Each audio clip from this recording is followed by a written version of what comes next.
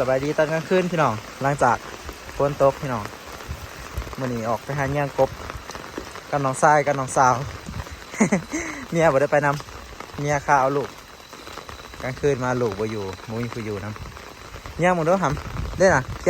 จ็ดหรือกบหรืออึ่งนั่นนี่อึ่งหมักแดง ขุบไหม เอ้า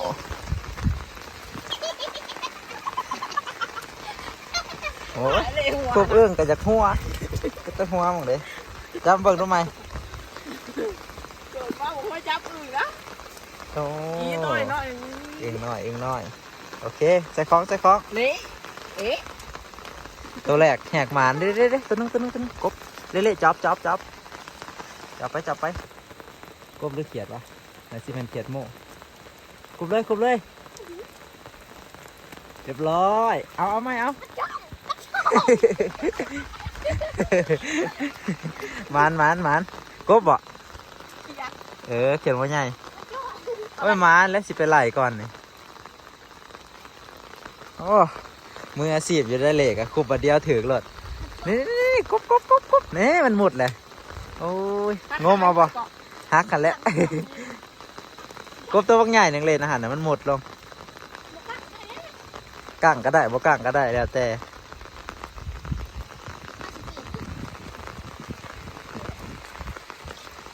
ตัวเดียวนะบ่โอ้ตัวหนึ่ง7 โมงโอ้จะเอาบ่ปะยังนำทางเดี๋ยวก่อน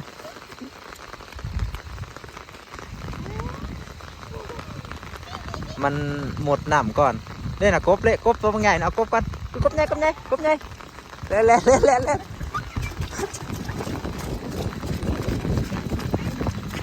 อ๋อตัวใหญ่เลยอ๋อจับเอาอ๋อใหญ่เลย กบก็ใหญ่ทำไมอ๋อ จะมุกล้าจับ ตัวใหญ่เลยมันพ้นตกคันพ้นเศร้าเนี่ยมันแห่เลยอ๋อเถอะบ่มีน้ำเราจับง่ายที่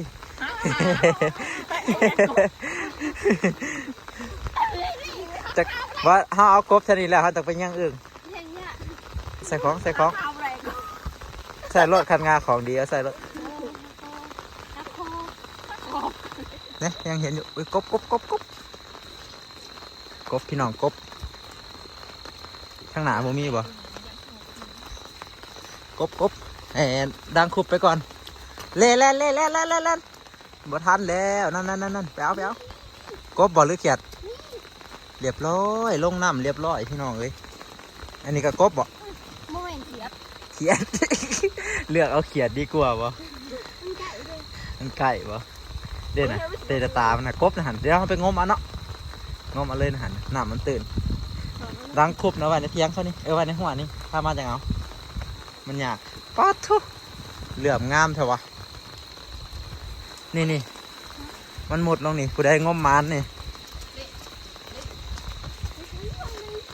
แค่จ้องป้าวันนี้แหละจะหน่อยจังมาเอานี่วางนี่งมดูผู้ใดงมมันวางนี่มันอยู่บ่จะจากเหนียวจะเอากบเห็นเยอะไม่เห็นซ้ำอย่ามันมาทางผีเลยจับเบิ้งอย่าชิงมเลยงมมึงดูทั่วๆมันตัวใหญ่เติบได้กำคองูใช่ไหมกบลงนี่งมมึงดูในเหนียวนี่อันนี้มันจะกำคองูว่ามีดอกงูนะแต่กบแหละมันลงมองดังคุบนั่นแล้วมันก็ลอยมาพี่แหละลงทุนกันน้ำหน่อยๆเองอ่ะงมไอชิพอ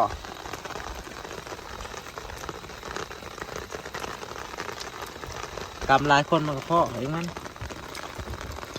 โอ้ยโถผ่าเหลื่อม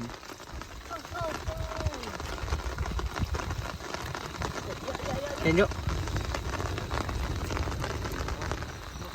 บันสิคบมันนกบันสิแม่นสำใดสิเซียนสำใดเรียบร้อยได้เลยได้อีลีหมานแต่ว่าได้นก คิดว่าคุบเป็นตะกบเบิ่งนกอีหยังอ๋อนกคุบโอเคผ่านนกบนน้ำบ่ กำลังมวนพาไปไกลๆหายจากเมื่อไปจัก บ่มีนะ ไม่ไปจักสิหายจากเมื่อมีขันเจาะเด้ตัวหนึงเขียดหมอใหญ่เขียดหม้อพี่น้องเอ้ยตัวแม่ไข่ข้างแน่นี่รอถาทีมงานก่อนเอาบุมีมาใส่มือเนี่ยมาเยื่องให้ทีมงานคุบอย่างเดียวบไดทื่อมาใส่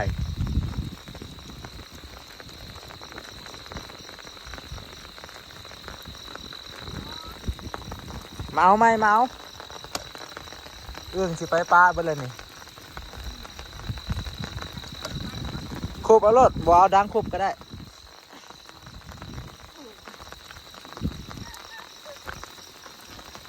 นี่เห็ดเอฟเพจอยู่นี่เอาดังคุบออกยังเอามือคุบเอาอยู่ ไปมันอยู่ได้พี่น้องเอ้ยมากับเด็กหน่อยกัน เห็นปลาแล้วตักเอาเลยเด้อปลาบืนได้อฝนตกนั่นโอ้เสียงห้องกระปูกระเพาะกระปู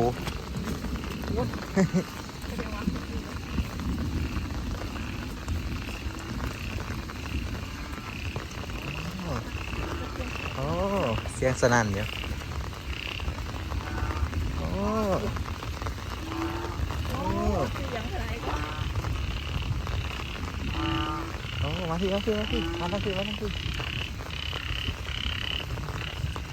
งียบแล้วโอ้ยอยู่พื้นครัวผมเอาหน่อยเด้บาด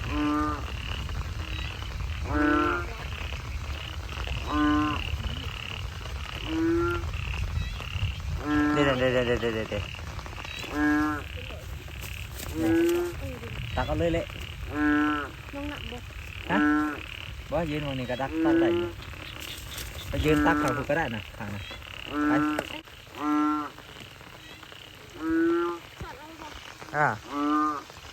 มันคานขนาดอยู่แล้วฮะสองโต๊ะ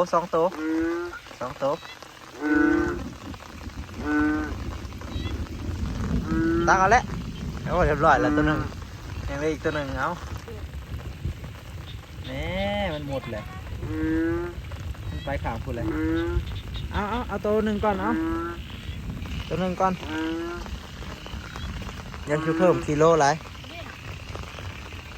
ใส่ของก่อนปล่อยให้มันห่องเอิ้นหมูมันก่อนจะนอนเฮากลับมาใหม่อ๋อได้อึ่งตัวเถิก ได้อึ่งตัวเถิก ตัวนั้นตัวแม่ ตัวนั้นตัวแม่ตัวได้ตัวแม่ไหมตัวใหญ่หรือตัวหน่อยตัวแม่เบิ้งสองมันคักๆก่อนเด่นนั่นนั่นป้าอะไรกันไม่เชิงบ่เลย เถิงย่างเข้าไปแล้วสวดนะเลย น้ำจะใส่กุ้ง ใส่เกลือบดเล่นได้ไหมนะเล่นตะข้างมัน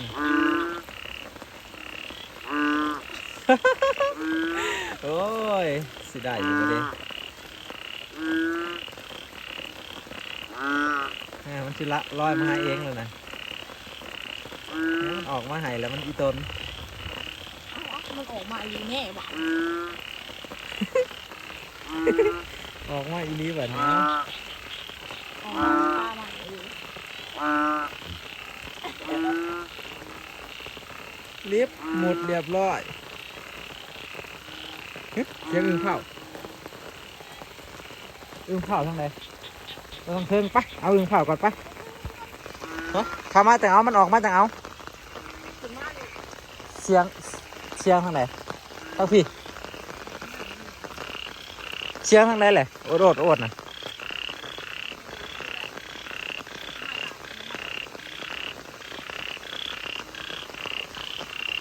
เศร้าห้องละบันเสียงทางไหนใหม่โอด ทั้งในเงี้ยงหาเราใหม่อีกบัดนี้ป้าดทีเท่าไปไอ้ก็หูบดีปะไดจักทั้งลุ่มหรือทั้งเทิงเสียงอดโอดอดโอดอยู่โอ้อันนี้น้องใหม่ไปโอ้ยมีหอนแมงเงาบาดนี่นี่ผู้ใดบ่มีอาวุธ ตัวได้มีบอกเอาอยู่ ไปไปเอาตัวมันห่อคุณ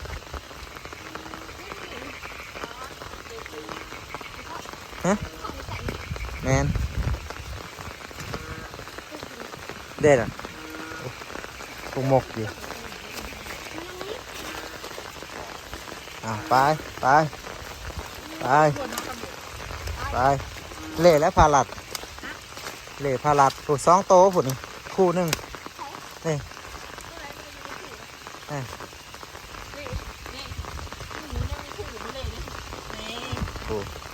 นี่แน่มันหมดเลยรักษาพดเอาตัวหนึ่งก่อนได้ยินเสียงอึ่งเผาจักห้องทางใด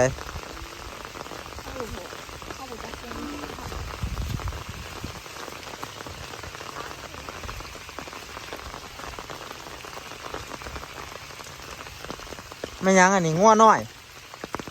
ไผนี่งัวน้อยผู้ใดมาตายหนาวอยู่นี่บัดนี้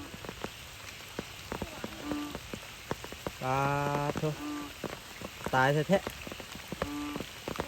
งัวน้อยมันตายหนาวแม่นบ่เอา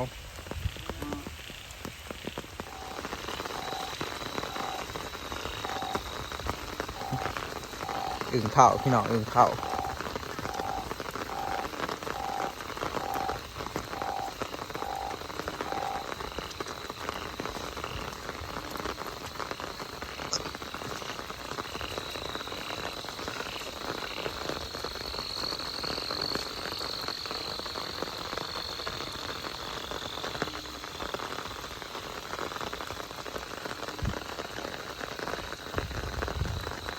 นี่ใส่ได้ยินแต่เสียงโดดอยู่บ่เห็นโตมาเบิ่งครับพี่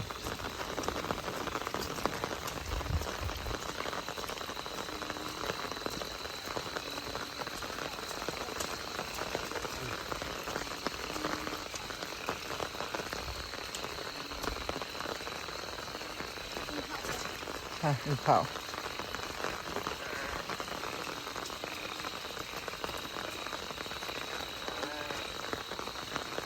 ได้ยินแต่เสียง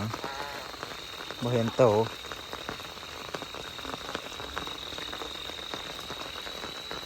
อ๋อเห็นแล้วพี่น้องอึ่งเผาตักเอาอึ่งเผาลืมหมวกแดงวะ เอาเบิ่งใกล้ๆก่อนยินเสียงอึ่งเผาโอ้ยอึ่งเผาอีดีตัวเดียวนี่บ่มันครบ ฮะ มันครบเป็นดิ บ่ครบดอกอึ่งไม่ใช่สิครบ เป็นตะเพงขนาด เฮ้ยนี่หอดเป็นตะแพงขนาด อ้วน นี่อ้วนอะไรอยู่หมักแดงตัวนี้เอาจับเอาง่ายเถอะวะมือนี่วะมืออาชีพแห้งเลย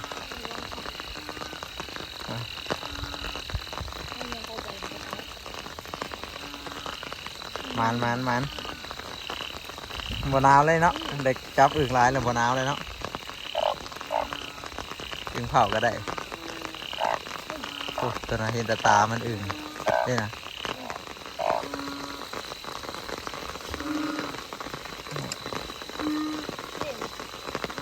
ปลาเถอะ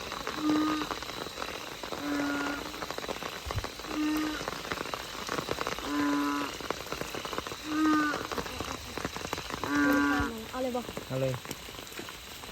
นำแสงไฟเนาะ มันจะเข้าหัวหายเลย อึ่งยางเอาได้มันสิไปเลยเอาบ่ได้จากบ่เป็นเฮ้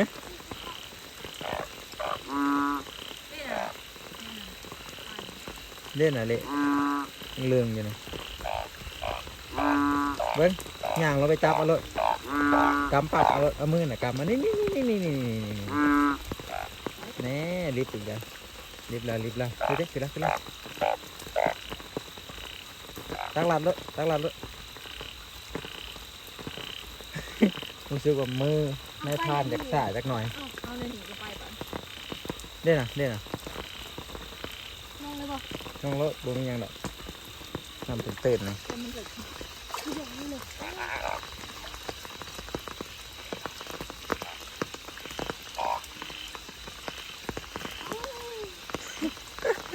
โมเมนเซียน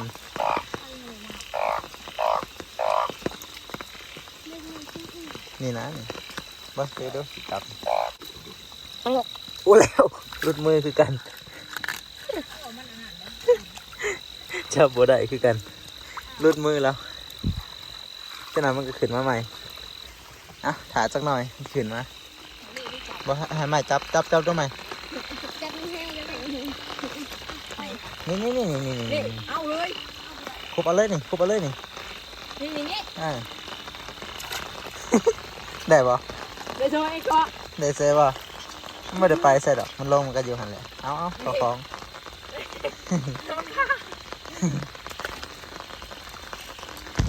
โตบ่ใหญ่ปานใดอึ่งยางเรียกว่าอึ่งหมากแดงอันเดียวกัน บดเลย เดี๋ยวก็พี่น้องได้ประมาณ10กว่าโตวเนาะได้ละ10กว่าโตวคิดรถไปพี่น้องรอมึงอีกรอไปตามเสียงกบบัดนี้จะหน่อยจังกลับมาเอาอึ่งอีกบางตัวกับพันลงน้ำพี่น้องมาพออีกคู่นึงนี่แหละ เด็กอีกในบึงมันอยู่เป็นฝูง เอา เด็กเลย เอารถขนาดอึ่งยังมีคู่แต่คนมาจับอึ่งนี่บ่มีคู่แม่นบ่ไปยังน้อยๆอยากมีคู่ยังชิได้ฮู้ว่าชีวิตคู่มันเป็นอะไร โอ้คือลมแท้ป๊อดช่วยแม่ไข่ค่ะกะลิคุบดูไหมมีแต่สันสัตว์ตะยานหนักหลาจนเบิด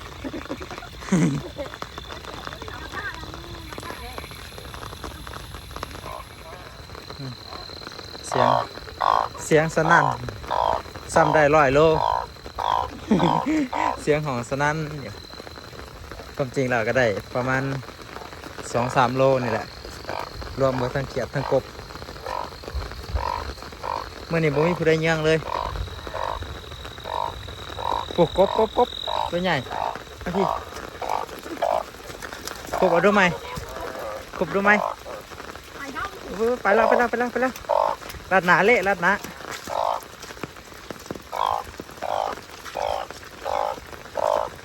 ลัดไปทั้งหัวผู้อยู่ใส่บัน ไปทั้งตัวเลยแล้วมันก็เต้นแล้ววะ มันเต้นมันนี่มันอยู่แถวใบตองนี่แหละเขี่ยบังดูบ่ทันได้เขาหัวดอกอันนี้มาให้มันเต้นมันนี่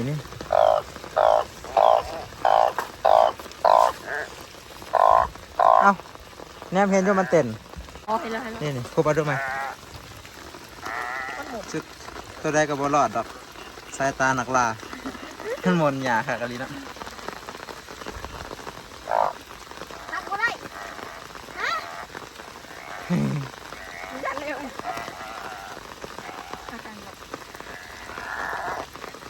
เบิ่งเสียง เสียงสนั่นเดี๋ยวมันลายแนว